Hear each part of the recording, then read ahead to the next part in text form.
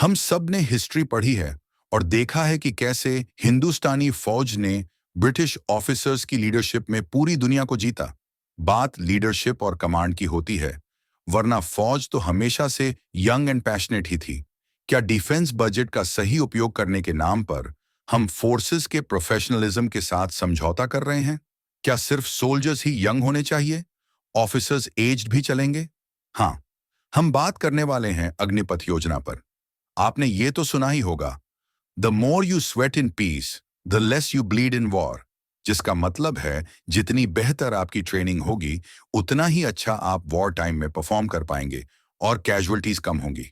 लेकिन क्या एक एग्निवियर के लिए सिर्फ 6 महीने की ट्रेनिंग काफी है?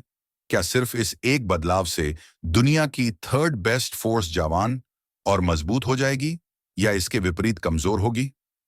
ये समझ लेना चाहिए कि अग्निपथ योजना में साइकोफैंसी को बढ़ावा मिलने की संभावना है, क्योंकि चाटुकारिता हमेशा से टैलेंट पर भारी पड़ती आई है।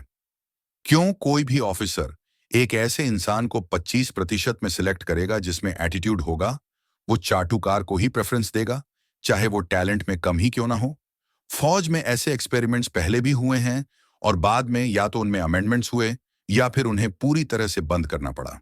फॉर एग्जाम्पल, नेवी में direct entry for diploma holders जैसी स्कीम्स, यहां तक कि शॉर्ट सर्विस कमीशन के जरिए विमेन को भर्ती करके कौन सा सही कदम उठाया गया?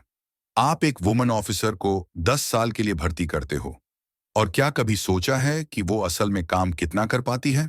पहले 4 साल तो उसकी ट्रेनिंग और सीखने में ही निकल जाते हैं, जिनमें 2 साल की इनिशियल ट्रेनिंग और फिर 2 साल की ऑन जॉब ट्रेनिंग और ट्रेड रिलेटेड ट्रेनिंग। इसके बाद अगर वुमेन ऑफिसर शादी कर लेती है और 10 साल की नौकरी के दौरान 2 बच्चे हो जाते हैं, तो 1 साल मैटरनिटी लीव में और नौकरी का आखिरी साल रीसेटलमेंट और रिटायरमेंट फॉर्मेलिटीज में चला जाता है।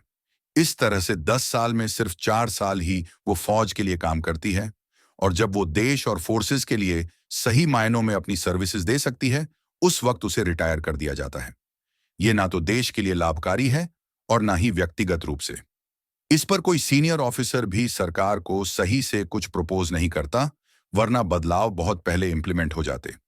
मुझे नहीं पता कि फोर्सेस के लिए कितनी मुश्किलें आ रही हैं अग्निपथ योजना से, लेकिन समाज में तो इसका असर साफ दिखाई दे रहा है।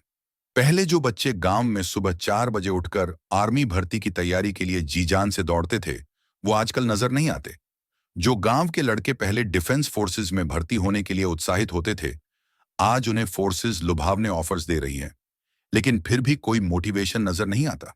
कुछ सेना के सीनियर ऑफिसर्स मंच से इसके फायदे गिनाते नजर आते हैं, जबकि उन्हें खुद नहीं पता कि सच में कोई फायदा होने वाला है। मैं तो यहां यही कहूंगा कि फौज और किसानों पर एक्सपेरिमेंट मत करो, क्योंकि ये दोनों ही प्रोफेशन गांव के लोगों से जुड़े हुए हैं, जहां हमारा असली हिंदुस्तान बसता है। आगे के वीडियोस के लिए मेरे चैनल को सब्सक्राइब करें, ताकि मेरा भी मोटिवेशन बना रहे।